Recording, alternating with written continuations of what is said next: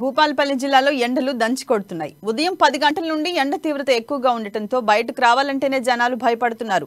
అంతేకాకుండా Kakatiya thermal power ప్రాజెక్టులో నిత్యం బొగ్గు రగులుతూనే ఉండటం, బొగ్గు ఉత్పత్తి వల్ల నగరం నిప్పులు కొలిమిని తలపిస్తోంది.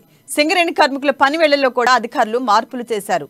ఉదయం 6 గంటల నుంచి మధ్యాహ్నం 2 గంటల వరకే విధులు నిర్వహించాలని చెప్పారు.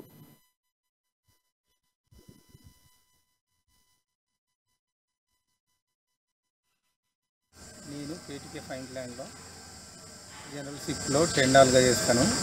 పొద్దున 6 నుంచే మామూలుగా ఉండలేదు ఎండ తీవ్రత.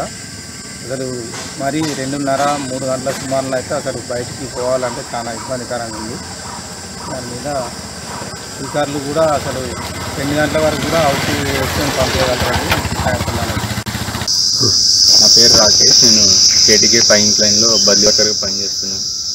మేము పొద్దున ఫస్ట్ షిఫ్ట్కి వచ్చి అంటే 7ంటికి పొద్దున వచ్చి సాయంత్రం మధ్యాహ్నం 3ంటికి వెళ్ళేసరికి ఎండ తీవ్రత ఎక్కువగా ఉంటుంది.